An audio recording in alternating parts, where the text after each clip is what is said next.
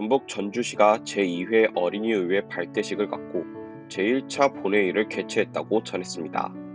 발대식은 어린이 의원들에 대한 위촉장 수여를 시작으로 의원들의 활동 다짐문 낭독, 역할과 활동을 듣는 오리엔테이션으로 진행됐습니다.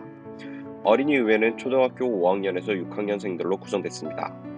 학생들은 의회의 진행 과정을 직접 체험하는 모의의회로 운영되며 내년 2월까지 활동할 예정입니다. 경남도 교육청이 AI 활용 교실 수업 혁신 방안 국회 토론회를 국회 도서관 소회의실에서 개최했다고 전했습니다. 기조 발제에 나선 박종훈 경남도 교육감은 경남형 미래교육 지원 시스템에 대한 그동안의 추진 경과와 세부 내용을 발표하며 교육부와 전국 시도교육청이 함께 공유할 수 있는 방향을 적극 모색해 모든 교육 공동체가 함께하는 미래교육을 만들겠다고 전했습니다. 서울 종로구에 따르면 아름꿈 도서관에서 오는 9월 26일까지 문화체육관광부가 지원하는 2020 도서관 다문화 서비스 지원 사업의 일환으로 낭독극으로 만드는 아시아 신화 이야기 천지왕의 주머니가 열립니다. 연극교실은 총 8회차에 걸쳐 아시아 신화를 함께 읽어보고 조별 연극놀이, 희곡각색 등을 경험하는 시간들로 구성됐습니다. 부산에 위치한 금련산 청소년 수련원이 청소년들의 심신을 단련하고 도전 정신을 일깨워줄 청소년 트레킹 체험 교실을 운영한다고 밝혔습니다. 트레킹 체험 교실은 안전교육, 인공암벽, 등방 체험, 세줄 타기 및 하강 체험, 금련산 봉수대 트레킹 체험 등으로 구성됐습니다. 신종 코로나 바이러스 감염증 확진자가 급진적으로 증가하고 있는 가운데 부산시 교육청이 18일부터 21일까지 4일간 유초중고등학교 및 특수학교의 등교 수업을 중단하고 원격 수업으로 진행한다고 전했습니다. 또한 부산시 교육청은 이 기간 부산 지역 학원과 교습소 등에 대해서도 휴원을 권고했습니다. 충북도 교육청이 오는 9월 유치원 3곳과 초등학교 2곳 등 모두 5개의 신설학교가 문을 연다고 전했습니다. 이번에 새로 열게 되는 초등학교는 청주 동남택지개발지구 내 용화초등학교와 오창과학산업단지 내 생명초등학교로 각각 30학급과 27개 학급 규모로 신설됩니다. 대구시 교육청이 코로나19로 인한 학습 격차 해소 및 학생 개별 지원을 위해 예비교사를 활용한 학습 보조 강사제를 희망초등학교를 중심으로 2학기부터 10주간 운영한다고 밝혔습니다. 학습 보조 강사로는 대구교육대학교 2학년 재학생 약 400명이 투입돼 매주 금요일 정규 수업 시간에 학습 지원 대상 학생과 생활교육에 도움이 필요한 학생을 지원할 예정입니다. 경기도 성남시가 내달 7일부터 11월 30일까지 지역 내 초등학교 5학년생을 대상으로 치과 주치의 온라인 서비스를 실시한다고 전했습니다. 시는 코로나19 확산 방지를 위해 치과 주치의 사업 대상인 72개교 초등학교 4학년과 5학년 학생 중 5학년 학생 7,570명을 비대면 구강관리 대상으로 전환했습니다. 충북도 교육청이 서현 2초등학교를 대상으로 교육문화 복합시설 유치학교 공모에 나선다고 전했습니다. 교육문화 복합시설 유치학교가 확정되면 선정된 학교는 서현 2초등학교로 이전하게 됩니다.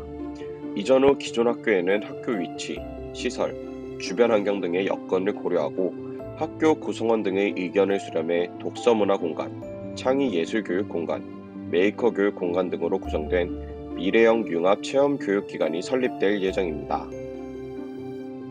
경기도 시흥시가 교육부의 미래형 교육자치 협력지구 선정과 관련해 최근 TF를 구성하고 운영에 나서는 등 활동을 본격화했다고 전했습니다.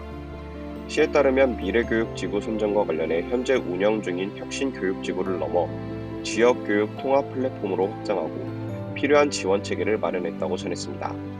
또한 시는 민관학 165명의 전문가로 구성된 12개 TF팀을 운영한다고 전했습니다. 전주시와 전주시 건강가정지원센터는 오는 9월 9일까지 제1기 전주 야후 아버지 교육의 참여자 20명을 모집한다고 밝혔습니다. 이번 교육은 바쁜 사회생활로 자녀와 관계가 소원해진 아버지들의 고충을 나누고 올바른 부모 역할을 소개하기 위해 구성됐습니다. 전북 군산해양경찰서가 유치원과 초등학교 학생을 대상으로 물놀이 안전수칙과 응급상황 대처요령 등을 알려주는 찾아가는 물놀이 안전교실을 마무리했다고 밝혔습니다. 이번 교육은 도내 14개 유치원과 초등학교 1,022명을 대상으로 이뤄졌으며 신종 코로나 바이러스 감염증 확산 방지를 위해 사회적 안전거리를 유지하며 학급 단위로 교육이 진행됐습니다.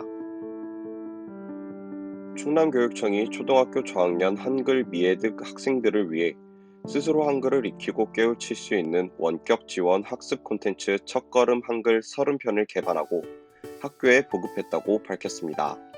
충남교육청은 코로나19가 종식될 때까지 학교 지원단을 주축으로 양질의 원격 수업 콘텐츠를 지속적으로 개발할 계획이라고 밝혔습니다. 서울 서대문구가 테마형 학부모 아카데미 부모 수업을 9월 1일부터 23일까지 6차례에 걸쳐 구청 대강당과 대회의실에서 연다고 밝혔습니다. 수업에는 성교육, 스마트 교육, 학습법 등 주제별 전문가들이 강사로 나설 예정입니다. 울산시 교육청이 초등학생 영어 교육 격차 해소를 위해 학년별 보충학습 자료를 개발했다고 밝혔습니다.